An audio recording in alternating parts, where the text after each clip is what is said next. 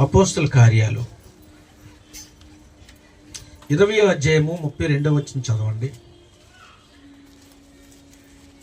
ఇప్పుడు దేవునికిని ఆయన కృపా వాక్యమునకును మిమ్మును అప్పగించుచున్నాను. ఆయన నీకు క్షేమాభివృద్ధి కలుగుచేయుటకును పరిశుద్ధపరచబడిన వారందరిలో స్వాస్థ్యమగు గ్రహించుటకును శక్తిమంతుడు ఎవరిని వెండి అయినను బంగారములైనను వస్త్రములైనను నేను ఆశింపలేదు. 20వ వచనం అయిపోయింది కదా, చిన్న ప్రార్థన చేసుకుందాం. 20వ అధ్యాయం 32వ వచనం. మహాపరిశుద్ధుడైన తండ్రి, నీ కొందనాలు. మరొకసారి నీ పాద సన్నిధికి వచ్చి నీ వాక్యాన్ని ధ్యానం చేసుకోవడానికి మేము కూడుకుని ఉన్నాం.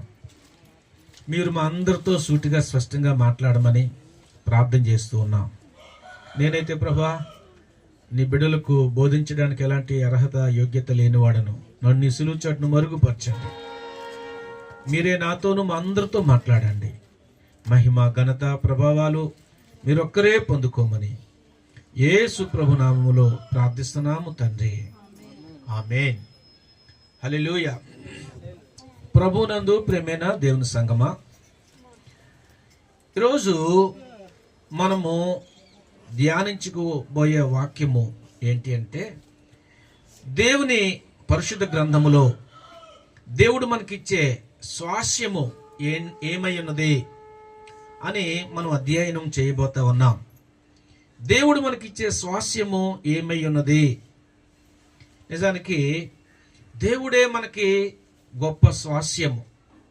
దేవుడిచ్చే స్వాస్యం కంటే దేవుడే మనకి స్వాస్యము. అందుకే 16వ కీర్తనలో ఒక మాట అంటాడు భక్తుడు. 16వ కీర్తన 5వ వచనం చదవండి. యెహోవా నా స్వాస్య భాగము, నా పానీయ భాగము, నీవే నా భాగమును కాపాడుచున్నావు. హల్లెలూయా. కాబట్టి భక్తుడైన దావీదు రాసిన కీర్తన 16వ కీర్తన, అందులో యెహోవా నా స్వాస్య భాగము, నా పానీయ భాగము నీవే. మన భాగము అంటే దేవుడిచ్చే స్వాస్యం కన్నా దేవునికి మనం ప్రార్థన చేస్తూ ఉంటాం. ఎన్నో ఈవులు ఇస్తూ ఉంటాడు. మనం ఆర్థిక ఇబ్బందులు ఉన్నప్పుడు సహాయం చేస్తాడు. లేకపోతే ఉద్యోగం కొరకు ప్రార్థన చేస్తే ఉద్యోగం ఇస్తాడు. లేక వివాహం కొరకు ప్రార్థన చేస్తే వివాహం ఇస్తాడు. ఇంకేదైనా ఇస్తాడు. దేవునికి ఏది అసాధ్యమైంది లేదు. అయితే దేవుడు మనకి ఇచ్చే ఆ స్వాస్యం కన్నా కూడా దేవుడే మనకి స్వాస్యము అని దావీదు చెప్తున్నాడు. ఈరోజు మన స్వాస్యము, మన భాగము దేవుడై ఉండాలి. దేవుడే మన స్వాస్యం అయితే, దేవుడే మన భాగం అయితే మనకి ఏ లోటు ఉండదు. మనం ధైర్యంగా ఉండగలం. దేవుని స్తోత్రం చెప్పండి. హల్లెలూయా. దావీదు అంటున్నాడు, యెహోవా నా స్వాస్య భాగము, నా పానీయ భాగము, నీవే నా భాగమును కాపాడుదువు. దేవుడు మన భాగాన్ని కాపాడేవాడు, మన స్వాస్యాన్ని కాపాడేవాడు. మన స్వాస్యము అపహరింపబడకుండానట్లు, మన సొత్తు లేక మన స్వాస్యము అపవాది పాడు చేయకుండానట్లు దేవుడు మనల్ని కాపాడుతాడు. 1 యోహాను పత్రికలో 4వ అధ్యాయము 13వ వచనం చదివితే, 4వ అధ్యాయము 13వ వచనం చదవండి. 1 యోహాను పత్రిక యోహాను సువార్త కాదు. దీని వలన మనము ఆయన యందు నిలిచి ఉన్నామనియు ఆయన మన యందు ఉన్నాడనియు తెలుసుకొనుచున్నాము. ఎలయనగా ఆయన మనకు తన ఆత్మలో పాలు దయచేసి ఉన్నాడు. తన ఆత్మలో మనకు ఏం చేశాడు? పాలు దయచేశాడు. ఆయనే మన స్వాస్యము, మన భాగము. కాబట్టి ప్రియతమ బిడ్డలారా, ఆయన యందు మనం ఉండాలి, మన మందు ఆయన ఉండాలి. యోహాను సువార్తలో కూడా ఆయన 7వ వచనంలో 15వ అధ్యాయం 7వ వచనంలో అంటాడు, నా యందు మీరును మీ యందు నా మాటలను నిలిచి ఉన్న యెడల మీరేది అడుగుతారో అడగండి, అది మీకు అనుగ్రహించబడుతుంది అన్నాడు. అంటే మనము దేవునిలో నిలిచి ఉండాలి, దేవుడు మన హృదయంలో ఉండాలి. అప్పుడు మనము మనకి ఇష్టమైంది, మీకు ఏది ఇష్టమో అడగండి అన్నాడు. ఒక సిస్టర్ గారు చాలాసార్లు చెప్పాను, మరలా చెప్తున్నాను, దేవుడు ఏదడిగినా ఇస్తానన్నాడండి, కాబట్టి నేను ఒక ఆయన ప్రేమిస్తున్నాను, ఆయన్నే పెళ్లి చేసుకుంటాను అంటుంది. అలా అనకూడదు, అది తప్పు అమ్మా, తప్పది, అలాగ అనకూడదు. నువ్వు ప్రభువు నమ్ముకున్నావు, ఆయన ప్రభువు నమ్ముకోలేదు, అన్యుడు. అందులో దేవుని చిత్తం అడగడానికి ఏమీ లేదు. ఎందుకంటే దేవుని చిత్తము వివాహం చేసుకునేటప్పుడు మారుమనసు పొంది రక్షించబడిన బిడ్డ, మారుమనసు పొంది రక్షించబడిన బిడ్డనే చేసుకోవాలి, అది దేవుని చిత్తం. అలా కాకపోతే దేవుని చిత్తం కాదు. దాని గురించి దేవుని చిత్తం గురించి ప్రార్థన చేయడం అవసరం లేదు, అది దేవునికి ఇష్టం లేనిది. ఇంకా దేవుని నమ్ముకున్న బిడ్డల్లో ఎవరిని చేసుకోవాలా అని దేవుని చిత్తాన్ని గురించి అడిగి ప్రార్థన చేయొచ్చు. ఇప్పుడు నీకు ఇది ఇష్టము అని అంటున్నావు, దేవుడు ఇస్తానంటున్నాడు, ఈ వాక్యం ఉందని చూపిస్తున్నావు. అక్కడ ఏమనుంది? నా యందు మీరును మీ యందు నా మాటలు నిలిచి ఉంటేనే అప్పుడు మీకు ఏది ఇష్టం అడగండి అన్నాడు. నువ్వు దేవునిలో ఉంటే, దేవుని వాక్యం నీ యందు ఉంటే నువ్వు దేవునికి ఏది ఇష్టం అదే అడుగుతావు. దేవుని వాక్యం నీ యందు లేదు, నువ్వు దేవునిలో లేవు, మారు మనసు పొంది రక్షించబడ్డాను, బాప్తిసం పొందాను అనుకుంటున్నావు, కానీ మారు మనసుకు తగిన ఫలాలు నీవు ఫలించట్లేదు.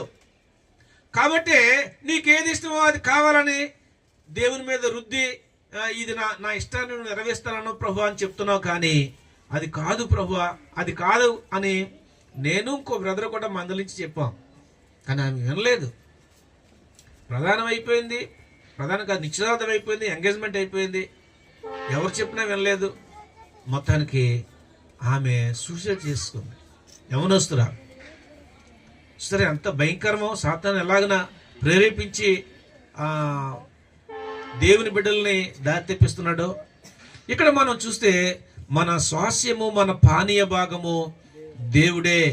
దేవుడిలో మనం ఉంటే దేవుడే మనకి, ఆయనే మనకి ఆస్తి, ఆయనే మన భాగము.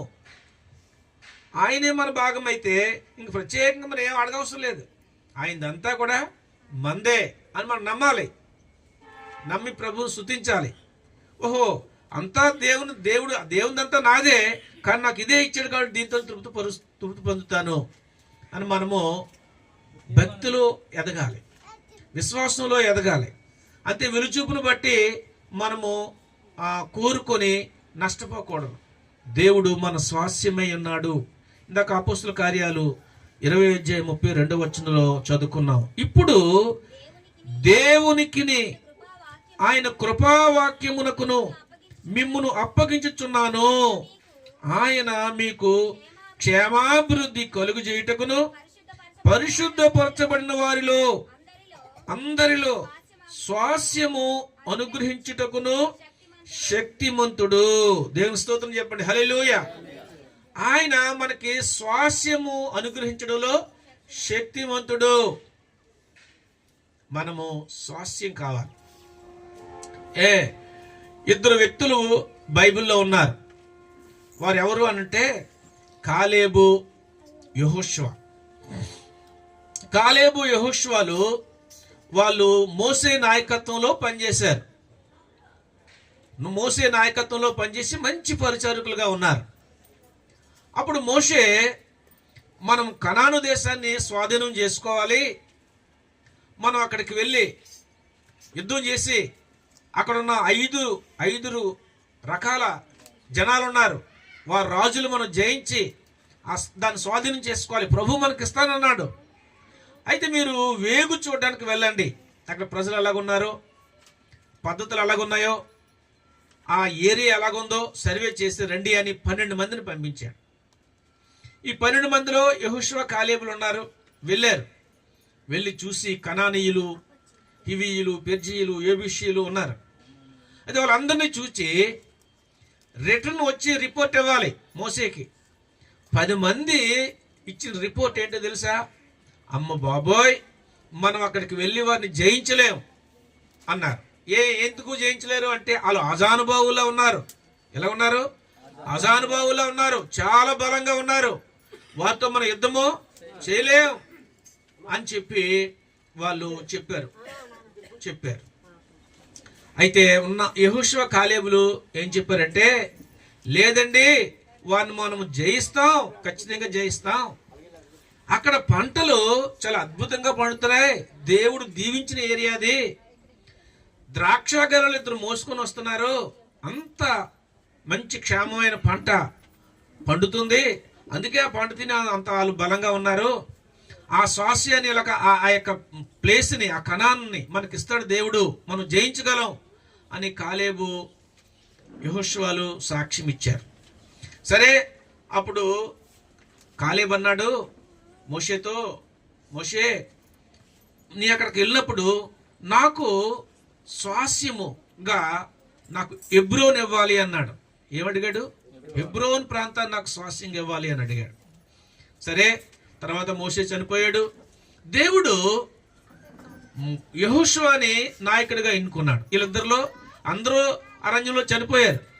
ఈ 10 మంది చెప్పిన రిపోర్ట్ని బట్టి భయపడిపోయి, జడిసిపోయి, దేవుని మీద సనిగి, మోసే మీద సనిగి, దేవుని చిత్తాన్ని చేయలేని అందరూ కూడా అరణ్యంలో చనిపోయారు. వీళ్ళిద్దరే బతుకున్నారు. అప్పుడు దేవుడు ఇంకా ఈ 40 సంవత్సరాల యాత్రలో అరణ్యంలో పుట్టి పెరిగిన వారు ఉన్నారు కదా, ఐగుప్తు నుంచి వచ్చిన వారు వారిలో అందరూ చనిపోయారు. వీళ్ళిద్దరే ఉన్నారు. ఇంకా అరణ్యంలో పుట్టి పెరిగిన వారు, ఈ 40 సంవత్సరాల్లో పుట్టి పెరిగిన వారు మరలా 6 లక్షల మంది కాల్బలం అయ్యారు. వారితో కలిసి యెహోషువ నాయకత్వంలో ఆ కనానులో అడుగు పెట్టడానికి దేవుడు కృప చూపించాడు. ఇక నేను చెప్పబోయే మాట ఏంటంటే, వీళ్ళిద్దరే ఉన్నారు. వీళ్ళిద్దరు కూడా ఎవరు? సమకాలికులు. ఇద్దరు సమానమే. ఇద్దరు 40 సంవత్సరాల వయసులో వెళ్ళారు, యుక్త వయసులో. అక్కడికి వెళ్ళి ఆ స్వాస్థ్యాన్ని పంచుకునే వయసు వచ్చేసరికి 84 సంవత్సరాలు. కాలేబు అన్నాడు, నేను 40 సంవత్సరాల కాలంలో మోషే దగ్గర పనిచేసినప్పుడు ఎంత బలం ఉందో, ఇప్పుడు 84 సంవత్సరాలు అయిపోయింది, ఇప్పటికీ నాకు అంత బలం ఉందన్నాడు. హల్లెలూయా. దానికి కారణం ఏమై ఉంటుందంటారు? అక్కడ కనానులో అంత మంచి పంటలు, మంచి ఆరోగ్యం, పొల్యూషన్ లేనిది ఏరియా, అది అనుభవిస్తూ అంత ఆరోగ్యంగా ఉన్నాడు. సరే, ఇప్పుడు యెహోషువ నాయకత్వంలో ఆ స్వాస్యాన్ని పంచుకున్నప్పుడు కాలేబు అన్నాడు, నాకు ఆ హెబ్రోను స్వాస్యంగా ఇవ్వండి అని అడిగాడు. ఒకవేళ మనమైతే నిన్నెందుకు నేను అడగాలి, నువ్వెంతో నేను అంతే, మనిద్దరం సమకాలికులు అని చెప్పేసి తిరుగుబాటు చేయొచ్చు, లేక కొంచెం డబాయించి ఇది నాకు కావాలని తీసుకోవచ్చు. కానీ అలా చేయలేదు. దేవుడు అతన్ని నాయకుడిగా ఎంపిక చేసుకున్నాడు కాబట్టి నేను అతని నాయకత్వంలో నేను లోబడి జీవిస్తాను అని యెహోషువ కాలేబు అతనికి లోబడి జీవించాడు. హల్లెలూయా. ఈరోజు ఉదయకాలంలో కూడా మేము డివోషన్లో దేవుని వాక్యాన్ని ధ్యానం చేసుకుంటే కుటుంబ ప్రార్థనలో ఉదయకాలంలో అదే వచ్చింది. దేవుడు అధికారం అంటే ప్రభుత్వ అధికారం ఉంది, దేవుని యొక్క అధికారం కూడా ఉంది. మనము ప్రభుత్వ అధికారులకు మనం లోబడాలంట. వాళ్ళు అన్యులైనప్పటికీ, దేవుని ఎరగడిపోయినప్పటికీ దేవుడే వారిని అధికారంలో పెట్టాడు కాబట్టి వాళ్ళ అధికారానికి మనం ఏం చేయాలి? లోబడాలి. అంత మాత్రమే కాదు, దేవునికి మనము సేవ చేస్తూ, దేవునికి లోబడుతూ, దేవుని ఎలా సేవిస్తున్నామో మన తోటి అధికారులు కూడా మనం అలాగా సేవించి, వారిని గౌరవించి, వారిని మన్నించాలి అని ఆ యొక్క ఈరోజు పాఠంలో ఉంది. యెహోషువ జీవితంలో, కాలేబు జీవితంలో అది క్షుణ్ణంగా నెరవేర్చబడింది. మోషే నాయకత్వంలో ఎలాగైతే లోబడ్డాడో యెహోషువ నాయకత్వం కూడా అలాగే లోబడ్డాడు, సమానమైన సమకాలికులైనప్పటికీ కూడా. కానీ అతను హెబ్రోను స్వాస్యంగా అడిగాడు. హెబ్రోన్ అంటే ఏంటి అర్థం? హెబ్రోన్ అంటే సహవాసం. దేవుని స్తోత్రం, హల్లెలూయా. మనము దేవుడే మన యొక్క స్వాస్యము, దేవుడే మనకి స్వాస్యంగా ఉంటానంటే, మనకి ఆయన భాగముగా ఉంటాను అంటే మనం ఇంకా దేనికి భయపడిన అవసరం లేదు. ఆయనే మనకి రాజుగా ఉండి మన యొక్క యోగక్షేమాలు చూసుకుంటే, ఆయన మనకు తండ్రిగా ఉండి, ఆయన మన కుటుంబంలో పెద్దగా ఉండి అన్ని బాధ్యతలు చూసుకుంటే మనకేమీ చింత లేకుండా ఆయనకు లోబడుతూ, ఆయన మాట వింటూ, ఆయన మాట ప్రకారంగా నడుచుకుంటే అద్భుతంగా దేవుడు మనల్ని దీవిస్తాడు అనేది చూస్తున్నాం. అపోస్తల కార్యాలు మనం అదే చూస్తాం. 32వ అధ్యాయంలో ఆయన చెప్తా ఉన్నాడు. అంటే ఇక్కడ మనం చూస్తున్నాం, మీకు క్షేమాభివృద్ధి కలుగు చేయుటకును పరిశుద్ధపరచబడిన వారందరిలో కూడా స్వాస్య భాగము అనుగ్రహించుటకును శక్తిమంతుడు. దేవుని స్తోత్రం, హల్లెలూయా. కాబట్టి మనకి స్వాస్యమై ఉన్న దేవుణ్ణి మనము వెంబడించి ఉండాలి, వెంబడించాలి. 73వ కీర్తన 26వ వచనం చదవండి.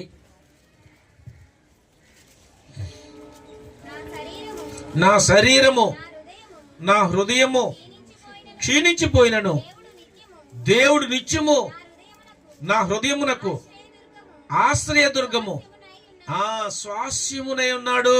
ఈ కీర్తన ఎవరు రాశారు? ఈ కీర్తన 73వ కీర్తన ఎవరు రాశారు? ఆసాపు కీర్తన.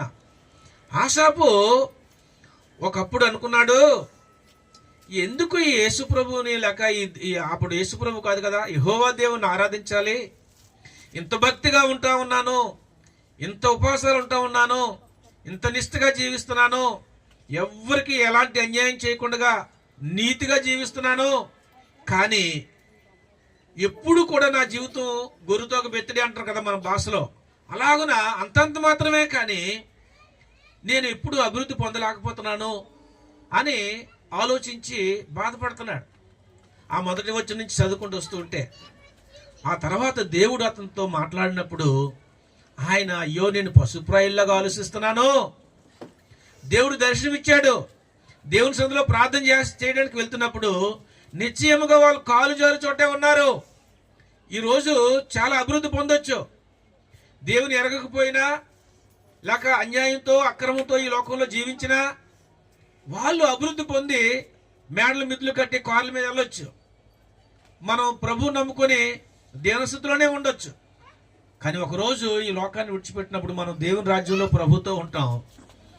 ఈ లోకంలో దేవుని ఎరగక గొప్ప కోటీసులే కావచ్చు, కానీ వారు నిత్య నరకం వారికి తప్పదు అన్న విషయం మనం గ్రహించాలి.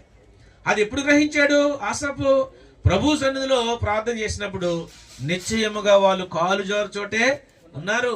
నేను పశుప్రాయుల్లాగా ఆలోచించాను, నేను భౌతికంగా ఆలోచించాను, కానీ ఇలాగ ఆలోచించలేకపోయాను అని చెప్తూ మనం చదువుకున్న ఈ మాట ఆయన చెప్తా ఉన్నాడు. మరొకసారి చదవమ్మా మాట. నా శరీరము నా హృదయము క్షీణించిపోయినను దేవుడు నిత్యము నా హృదయమునకు ఆశ్రయదుర్గమును స్వాస్యమునై ఉన్నాడు. దేవుని స్తోత్రం చెప్పండి, చేతుల పైకి. హల్లెలూయా. దేవుడే మన స్వాస్యము. ప్రియ దేవుని బిడ్డలారా, అక్కడ దావీదు, ఇక్కడ ఆషాపు లేక కాలేబు కూడా చూసుకున్నట్లయితే ఆ దేవుడు మనకి స్వాస్యాన్ని ఇస్తాడు. దేవుని బిడ్డలను విడిచిపెట్టేసేవాడు కాదు, దేవుడు అన్యాయం చేసేవాడు కాదు. ఆయనే మన ఆస్తి, ఆయనే మన ఐశ్వర్యము, ఆయన ధనవంతుడు. ఆయన బిడ్డలమైన మనం కూడా ధనవంతులమే. మనం ఆయన బిడ్డలం. ఆయన బిడ్డలుగానే ఈ లోకంలో జీవిద్దాం. అవిశ్వాసంతో మనము మాట్లాడొద్దు, నాకేమీ లేదు, నేను చాలా పేదోడిని, లేక సేవకులుగా మేము కూడా మా చిన్న సంఘం, పేద సంఘం అనకూడదు. సంఘం అయింది, సంఘము పేదదేం కాదు, ధనవంతుడు. సంఘం దేవునిది, దేవునిది. మనం కూడా దేవుని మనుషులు, మనల్ని పేదలుగా దేవుడు ఉంచుడు అని చూస్తున్నాం. దేవుడు మనకి గొప్ప స్వాస్యముగా, దేవుడే ఆయనే మనకి ఆస్తిగా ఐశ్వర్యంగా ఉంటా ఉన్నాడు అని చూస్తున్నాం. రెండవదిగా మనము దేవునికి మనమే స్వాస్యమట. మనమే దేవునికి స్వాస్యము. మనకి దేవుడు ఎలాగైతే స్వాస్యమో మనము కూడా దేవునికి ఎవరము? స్వాస్యం. ఆయన ఆస్తి మనమే. ఇప్పుడు తల్లిదండ్రులు ఉన్నారు. తల్లిదండ్రులకి మా పిల్లలే మా ఆస్తి అండి అంటారు. ఎందుకు? వాళ్ళు చిన్నప్పటి నుంచి చదివించి పెద్ద చేయించి జాబ్ చేయించి ఒక ఉన్నతమైన స్థానంలో రేపు పొద్దున వాళ్ళు మమ్మల్ని పోషిస్తారు. వాళ్ళే మా ఆస్తి. డబ్బులేమి సంపాదించకపోయినా, మేడమిద్దులు కట్టుకోకపోయినా, మా డబ్బంతా కష్టపడిన డబ్బంతా వాళ్ళ స్టడీస్ మీద పెట్టి, వాళ్ళ ఉద్యోగాల కొరకు, వాళ్ళ యొక్క వ్యాపారాలు చేస్తే వ్యాపారాల కొరకు పెట్టుబడి పెట్టి వాళ్ళని మేము అభివృద్ధి చేస్తున్నాం. వాళ్ళే మా స్వాస్యము. రేపు పొద్దున వారు మమ్మల్ని చూస్తారు. అంతేనా? అలాగే తల్లిదండ్రులు కూడా, పిల్లలు కూడా ఏమనుకుంటారు? మా తల్లిదండ్రులే మాకు స్వాస్యం, మాకు ఏ బాధ్యత లేదు, వాళ్ళే మాకు చదివిస్తారు, వాళ్ళే ఫీజులు కడతారు, వాళ్ళే అన్ని చూసుకుంటారు, మాకు బట్టలు బూట్లు అన్నీ ఎవరు? తల్లిదండ్రులే చూస్తారు. వాళ్ళు ప్రయాసపడిన అవసరం లేదు. అలాగున తల్లిదండ్రులకి పిల్లలకి ఎంత, తండ్రికి తల్లిదండ్రులకి పిల్లలకి ఎంత అవినాభావ సంబంధం ఉందో దేవునికి మనకి ఎలాంటి అవినాభావ సంబంధం ఉండాలి. ఈరోజు మనము దేవుడే మనకి స్వాస్యంగా ఉన్నాడని చూసాం. రెండవదిగా మనము దేవునికి స్వాస్యము. 33వ కీర్తన 12వ వచనం చదవండి. 33వ కీర్తన 12వ వచనం. యెహోవా తమకు దేవుడుగా గన జనులు ధన్యులు, ఆయన స్వాస్యముగా ఏర్పరచుకును జనులు ధన్యులు. హల్లెలూయా. వాక్యం ఏం చెప్తా ఉంది అనంటే, యెహోవా తమకు దేవుడుగా గల జనులు ధన్యులు, ఆయన తనకు స్వాస్యముగా ఏర్పరచుకున్న జనులు ధన్యులు. ఇక్కడ మనం చూస్తే మనమే దేవునికి స్వాస్యము. ఆయన తనకు స్వాస్యముగా, ఆయన అంటే ఎవరు? దేవుడు. ఆయన తనకు స్వాస్యముగా ఎవరిని ఏర్పాటు చేసుకున్నాడు? మనల్ని ఏర్పాటు చేసుకున్నాడు. లోకంలో చాలా మంది డబ్బు ఉన్నవారు ఉన్నారు, గొప్ప గొప్ప వారు ఉన్నారు. వారందరికీ లేని గొప్ప ధన్యత ప్రభు మనకి ఇచ్చాడు. నిన్ను ఆయన బిడ్డగా పిలవడానికి, పిలిపించడానికి తన బిడ్డగా చేసుకున్నాడు. మనమందరం కూడా దేవుని పిల్లలం. యేసు ప్రభు నమ్ముకున్న వారిని దేవుని బిడ్డలు అంటారు. అందరినీ అనరు ఈ లోకంలో. ప్రియ దేవుని బిడ్డలారా, మనమే దేవునికి స్వాస్యము. ఆయన మన మీద ఎన్నో ఆశలు పెట్టుకున్నాడు. తల్లిదండ్రులు పిల్లల మీద ఎన్నో ఆశలు పెట్టుకుంటూ ఉంటారు. చిన్నప్పటి నుంచి వారిని కష్టపడి చదివించి పెంచి పెద్ద ఒక ఉన్నతమైన స్థానంలో నిలబెడతారు. ఎందుకు? వాళ్ళే మా స్వాస్యం అని. ఈరోజు దేవుడు మనల్ని నమ్మాడు. దేవదూతలు నమ్మలేదట, మనల్ని నమ్మాడు. చాలా డబ్బున్న వారు నమ్మలేదు, గొప్ప గొప్ప వారు నమ్మలేదు. ఆయన పరిశుద్ధులు నీతిమంతులు పిలవ రాలేదట. ఎవరిని పిలవడానికి వచ్చాడు? పాపులైన మనల్ని పిలవడానికి వచ్చాడు. ఒకప్పుడు నశించిపోయేవారు, కానీ దేవుడు జిగటగల దొంగూబులో నుంచి, నాశనకరమైన గుంటలోంచి ప్రభు మనల్ని లేవనెత్తి క్రీస్తు అనే బండ మీద మన పాదాలు నిలిపాడు. సంఘములో మనల్ని నాటాడు. కాబట్టి ప్రియ దేవుని బిడ్డలారా, దేవుడు మనకి స్వాస్యముగా మనం చూస్తున్నాం. 28వ కీర్తన 9వ వచనం చదవండి. 28వ కీర్తన 9వ వచనం. నీ జనులను రక్షింపుము, నీ స్వాస్యమును ఆశీర్వదించుము, నిత్యము వారిని ఉద్ధరించుము. దేవుని స్తోత్రం. హల్లెలూయా. ప్రియ దేవుని బిడ్డలారా, ఇక్కడ మనం చూస్తే నీ జనులను రక్షించుము, నీ స్వాస్యాన్ని ఆశీర్వదించుము. దావీదు యొక్క దృక్పథం ఏంటంటే, ఈ సైన్యం అంతా కూడా దేవుని సైన్యం. నాది సైన్యం అనుకోవట్లేదు, దేవుని సైన్యం. వీళ్ళందరూ కూడా కాపాడబడాలి, రక్షించబడాలి, యుద్ధంలో జయం పొందాలి. యుద్ధంలో అపజయం పొందకూడదు, యుద్ధంలో ఓడిపోకూడదు. యుద్ధంలో దావీదు సైన్యం ఓడిపోతే దేవుని సైన్యం ఓడిపోయినట్టే. వీళ్ళందరూ కూడా నీ సైన్యం, నీ బిడ్డలు. ఆయన యొక్క ఆలోచన విధానం ఎంత గొప్పదండి. నీ జనులను రక్షింపుము, నీ స్వాస్యమును ఆశీర్వదించుము, వారికి కాపరివై నిత్యము ఉద్ధరించుము. ప్రియ దేవుని బిడ్డలారా, దేవుడు మనల్ని ఉద్ధరించేవాడు, దేవుడు మనల్ని దీవించేవాడు, ఆశీర్వదించేవాడు.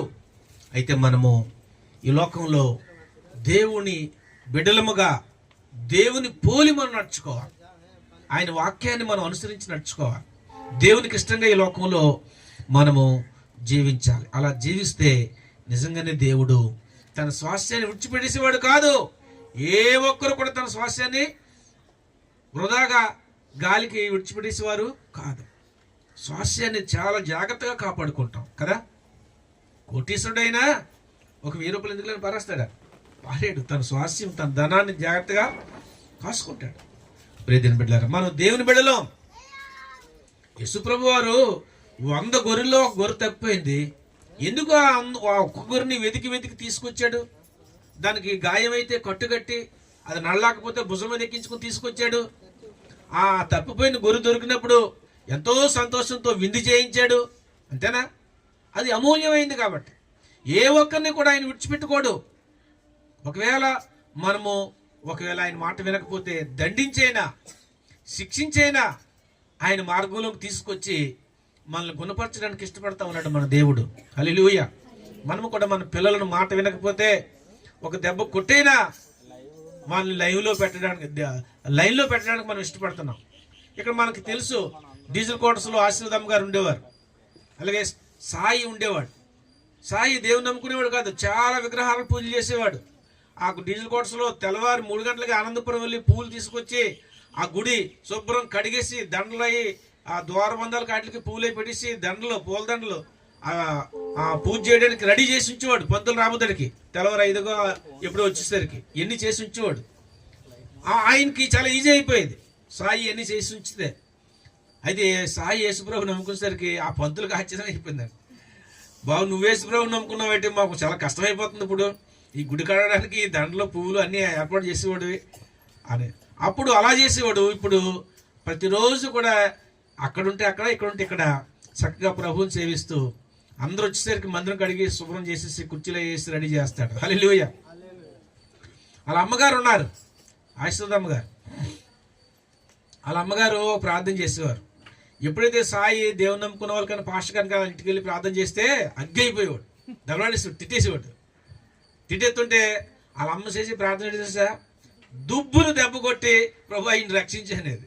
దుబ్బుని దెబ్బ కొట్టి రక్షించని ప్రార్థన చేసి నాకు అనిపించింది, ఇలా ప్రార్థన చేస్తుంది ప్రభా, ఇటు ఎవరైనా కొట్టమని ప్రార్థన చేస్తారా అనుకునేవాడు. నిజంగానే దేవుడు ఒక దెబ్బ కొట్టి అతను మళ్ళా గుణపరిచి దేవుని దగ్గర తీసుకొచ్చాడు. హల్లెలూయా. పుట్టుకతోనే ఆయన కాలు అవుకు కాదు, యాక్సిడెంట్లో ఆ కాలు అలాగ దెబ్బ తగిలి డ్యామేజ్ అయ్యింది. అప్పుడు దేవుని దగ్గరకు వచ్చాడు. దేవుని స్తోత్రం. హల్లెలూయా. మెట్టుకు తన ప్రజలను, తన బిడ్డల్ని గుణపరిచిన తన దారిలోకి తీసుకొచ్చేవాడు దేవుడు. మనల్ని ఆయన గాలికి విడిచిపెట్టేసేవాడు కాదు అనేది మనం చూస్తా ఉన్నాం. మూడవదిగా దేవుని వాక్యము అనగా ధర్మశాస్త్రాన్ని మనకి స్వాస్యంగా దేవుడు ఇచ్చాడు. ధర్మశాస్త్రాన్ని దేవుడు మనకి స్వాస్యంగా ఇచ్చాడు. ఈ మాట చెప్పేసి ముగించేస్తారు. 40 నిమిషాలు అయిపోయింది, ఇంకా 20 నిమిషాలు మన ప్రభు బల్లారాధన ఉంటుంది కాబట్టి ఈ మూడో విషయం చెప్పి నేను ముగించేస్తాను. ధర్మశాస్త్రాన్ని దేవుని బిడ్డలకు స్వాస్యంగా దేవుడు ఇచ్చాడు. ధర్మశాస్త్రాన్ని మనం చాలా పవిత్రంగా కాపాడుకోవాలి. ఈ బైబిల్ గ్రంథాన్ని ముస్లిమ్స్ ఖురాన్ ఉంటుందా, ఇలా ఎక్కడ పడితే అక్కడ ఎట్టరు, వాళ్ళు కుర్చీ మీద కానీ ఎక్కడైనా సన్సైడ్లో కానీ ఇలా పెట్టరు. చాలా పవిత్రంగా ఉంచుకుంటారు, బయటికి తీసుకురారు. ఎక్కడ దైవికమైన స్థలంలోనే దాన్ని ఉంచుతారు, అంత పవిత్రంగా దాన్ని చూస్తారు. తర్వాత మనలాగా కూర్చొని లేక పడుకొని బైబిల్ చదవరు, వాళ్ళు మోకాల మీద బైబిల్ చదువుతారు. అంత భక్తి ఖురాన్ అంటే ధర్మశాస్త్రం అంటే వాళ్ళకి. దేవుడు మనకి ఈ ధర్మశాస్త్రాన్ని మనకి స్వాస్యంగా ఇచ్చాడు. ఈ ధర్మశాస్త్రాన్ని స్వాస్యంగా ఇస్తే దీన్ని మనం ఎంత పవిత్రంగా చూసుకోవాలి అంటే, నా ఉద్దేశం ఏంటి అంటే, దీన్ని ఎక్కడ పడితే అక్కడ ఎట్టకూడదు, కుర్చీ మీద ఎట్టకూడదు లేదా అని కాదు నా ఉద్దేశం. ఎక్కడ పెట్టినా అక్కడ ఎట్టినే ఎట్టవచ్చు, కానీ ఇందులో ఉన్న వాక్యాలు మన హృదయంలో పెట్టుకోవాలి అని, ఆ వాక్యాన్ని అనుసరించి మనం నడుచుకోవాలి. ఇప్పుడు ఆ వాక్యాన్ని అనుసరించి మనం నడుచుకోకుండా దీన్ని ఎంతో పూజిస్తే సుఖమేముంది? సుఖం లేదు కదా. దేవుడు మనకి ఆ స్వాస్యంగా ఇచ్చిన ఆ వాక్యం ఏముందో, ఆ ధర్మశాస్త్రంలో దేవుడు ఏమి రాయించుంచాడో, తన ప్రజలను ఎలాగ నడుచుకోమంటున్నాడో, ఎలా నడుచుకోవద్దు అంటున్నాడో, అవన్నీ కూడా మనం ఎరిగిన వారమై చదువుకొని దాన్ని మన జీవితంలో అన్వయించుకోవాలి. అలా అన్వయించుకుంటే ఎంతో వారు దీవించబడతారు. హల్లెలూయా. దేవుడు తన నామం అంతటి కంటే కూడా తన వాక్యాన్ని గొప్ప చేశాడు. దేవుని వాక్యం చాలా అమూల్యమైంది. ఈ వాక్యము చదువుకోవడానికి లేక పూర్వ దినాల్లో ఎంత పరితపించేవారు తెలుసా? ఒక బైబిల్ గురించి ఎంతో దూరం, కిలోమీటర్ల దూరం నడిచెళ్ళి వాక్యం వినేవారు. ఒక పోపు గారి చేతిలోనే బైబిల్ ఉండేది. ఆయన చదివి ఏం చెప్తే అది వినడమే ప్రజలు. మళ్ళీ అది అలాగ ఉందా లేదో చూసుకోవడానికి వాక్యం వాళ్ళ దగ్గర లేదు. ఈరోజు అనేక మంది భక్తులు కష్టపడి తర్జుమా చేసి దీన్ని మన చేతిలోకి పెట్టారు. చాలా తక్కువ రేటుకే 200-300కే బైబిల్ కొనుక్కునేలాగన అంత తక్కువ ధరకు మనకు వస్తూ ఉంది. ప్రియ దేవుని బిడ్డలారా, దేవుని వాక్యాన్ని మనము, అంత అమూల్యమైన వాక్యాన్ని దేవుడు మనకిస్తే, దాన్ని మనకు స్వాస్యంగా ఇస్తే దాన్ని కాపాడుకుంటున్నామా? సంవత్సరానికి ఒకసారైనా బైబిల్ చదివితే మంచిదని ప్రతి సంవత్సరం మేము రక్షణ పొందిన దగ్గర నుంచి కూడా జేమ్స్ అలా చెప్పేవారు. ప్రతి సంవత్సరం కూడా నేను బైబిల్ చదివి పూర్తి చేస్తున్నాను. ఒక 6-7 సంవత్సరాల నుంచి, ఇంచుమించు 6-7 సంవత్సరాల నుంచో 10 సంవత్సరాల నుంచో సంవత్సరానికి 2 సార్లు బైబిల్ చదువుతున్నాను. సంవత్సరానికి ఎన్నిసార్లు? 2 సార్లు. రోజు 5 అధ్యాయాలు చదివితే సంవత్సరానికి ముందే ఇంకా డిసెంబర్లోనే పూర్తి అయిపోద్ది. రోజు 10 అధ్యాయాలు చదివాం అనుకోండి, సంవత్సరానికి 2 సార్లు బైబిల్ పూర్తి అయిపోద్ది. మరి సంవత్సరానికి ఒకసారి కూడా బైబిల్ చదవకపోతే నువ్వు ఆ స్వాస్యాన్ని ఎలా ప్రేమించినట్టేనా? మరి ఈ సంవత్సరంలో జనవరి నుంచి డిసెంబర్కి బైబిల్ పూర్తి అయిపోద్ది, డిసెంబర్ కల్లా అన్న వాళ్ళు చేతి చూపించండి ఒకసారి. ఒక్కరు అంటే ఒక్కరు లేదు. ప్రతి సంవత్సరం చెప్తున్నాను, ప్రతి సంవత్సరం కూడా చెప్తున్నాను, నేను చదువుతున్నాను. మరి పాస్టర్ గారే చదవకుండా మిగతా వాళ్ళు చదవమంటే ఎలా చదువుతారు అని అనొచ్చు. పాస్టర్ గారే ప్రార్థన చేయకుండా మిగతా వాళ్ళు ప్రార్థన చేస్తే ఎలా అవుతుంది అని అనొచ్చు. ఈరోజు కూడా ప్రతిరోజు, ఈరోజు కూడా 4 గంటలు వేసి 6 గంటల దాకా 6:30 దాకా ప్రార్థన చేసుకున్నాం. ప్రతిరోజు అది ఒక దినచర్య అన్నమాట. 4 గంటల నుంచి 6 గంటల వరకు దేవుని సమయం. 6 గంటల వరకు ప్రార్థన అవుతుంది, 6 అయ్యేసరికి ఫోన్ వస్తుంది, 7 గంటలకు ప్రార్థన ఫోన్లోను. తర్వాత 7 అయ్యేసిన తర్వాత ఆ ఫోన్ ఆగిపోయిన తర్వాత నేను మరలా 1 గంట వాక్యం చదువుకుంటాను. 7 నుంచి 8 వరకు వాక్యం. రోజు ఉదయం 4 గంటలు ప్రభుతో గడపకుండా నేను మిగతా పనుల్లోకి వెళ్ళను. అది మన దినచర్య. ప్రియ బిడ్డారా, మనం దేవుని వాక్యాన్ని ఎంతగా మనం ప్రేమిస్తే దేవుని అంతగా ప్రేమించినట్టు. దేవుని వాక్యమే దేవుడు. మనకు వాక్యం తెలుసు కదా, దేవుని వాక్యమే దేవుడు. ఆ దేవుని వాక్యాన్ని, ఆ ధర్మశాస్త్రాన్ని, అందులో దేవుడు తన ప్రజలు ఎలా నడుచుకోవాలో జీవించాలో తెలియజేసిన మాటలను మనం చదవకపోతే ఎలా మనం పాటించగలం? చదివితేనే కదా మనం పాటించాలి. పాటించకూడదా, పాటించాలా, ఎలా చేయాలని మనం తెలిసేది. చదవకపోతే మనకు ఎలా తెలుస్తుంది? ప్రియ బిడ్డలారా, మనము దేవుని వాక్యాన్ని మనము చదవాలి. ద్వితోపదేశకాండము 33వ అధ్యాయం 4వ వచనం చదవండి.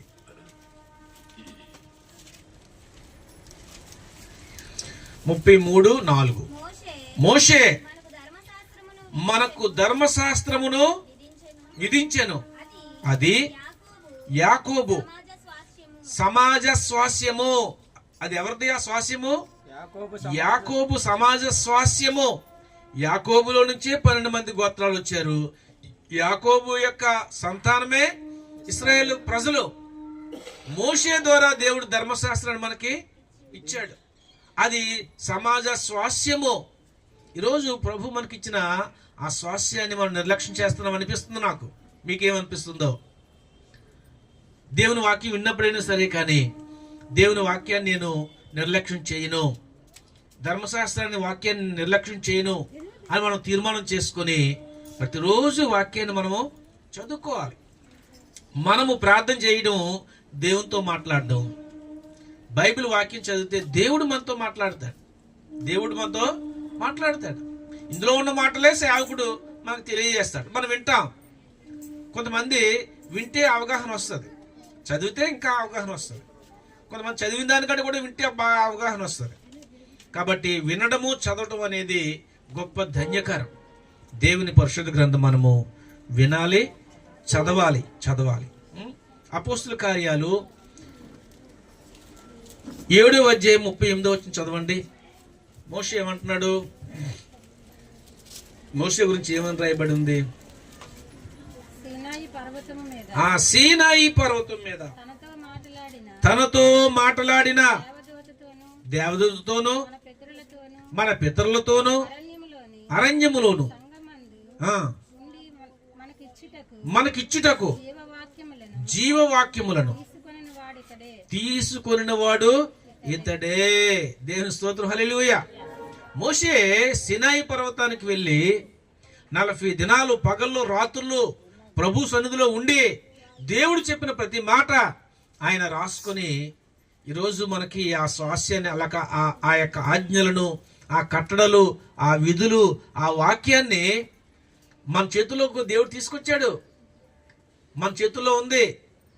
దీన్ని మనము స్వాస్యంగా తీసుకుని చదవకపోతే, దేవుని వాక్యం వింటాం కానీ దేవుని వాక్య ప్రకారం నడుచుకోకపోతే ఎట్లా మనకు ఆశీర్వాదం వస్తుంది? దేవుడు ఏదైతే చేయొద్దన్నాడో అది చేయకుండా ఉండడానికి మనం ఇష్టపడాలి, ఎంత కష్టమైనా. దేవుడు ఏదైతే చేయమంటున్నాడో అక్షరాల దాన్ని చేయడానికి ఎంత కష్టమైనా ఇష్టపడాలి. కొన్నిసార్లు దేవుడు చేయమన్నది చేయడం చాలా కష్టం, అయినా సరే అలా చేయడం ద్వారా మనం వాక్యాన్ని ధర్మశాస్త్రాన్ని ప్రేమించిన వారు అవుతాం. హల్లెలూయా, హల్లెలూయా. కాబట్టి ప్రియ దేవుని బిడ్డారా, దేవుని వాక్యం మనకి స్వాస్యము. ఒకటి, దేవుడే మనకి స్వాస్యము. అలాగే రెండవది, మనమే దేవునికి స్వాస్యము. అలాగే మూడవది, దేవుని వాక్యమే మనకి స్వాస్యము. అట్టి గొప్ప స్వాస్యాన్ని మనం నిర్లక్ష్యం చేయకుండా ఉందాం. ప్రభువుకి ఇష్టంగా జీవిద్దాం. దేవుడు మనల్ని, మన కుటుంబాలను దీవించును గాక. ఆమేన్, హల్లెలూయా. చిన్న ప్రార్థన చేసుకుందాం. మహాపరిశుద్ధుడైన తండ్రి, జీవం గల దేవా, నీకు వందనాలు. మీరు ఇచ్చిన వాక్యాన్ని ప్రభువా మా జీవితాల్లో మీరు దీవించండి, ఆశీర్వదించండి. ప్రభువా నీకు వందనాలు. మీరే మాకు స్వాస్యంగా మేము తీసుకోవడానికి నైనా సహాయం చేయండి. ప్రభువా నీకు వందనాలు. మేమే నీకు స్వాస్యముగా ప్రభువా నువ్వు నైనా చెప్తా ఉన్నావు. అందుని బట్టి నీకు వందనాలు చెల్లిస్తున్నావు. అలాగే దేవుని వాక్యాన్ని మాకు స్వాస్యంగా ఇచ్చావు ప్రభువా తండ్రి. అదే మాకు ఆస్తి ప్రభువా. నీ వాక్యం మా హృదయంలో దాచుకోవడానికి కృప చూపించండి. ఈ వాక్యము మంచి నెలపడిన విత్తనం వలె మనందరి జీవితాల్లో కూడా ఫలింపు చేయండి. మహిమ, ఘనత, ప్రభావాలు మీరొక్కరే పొందుకోమని యేసు ప్రభు నామములో ప్రార్థిస్తున్నాము తండ్రి. ఆమేన్.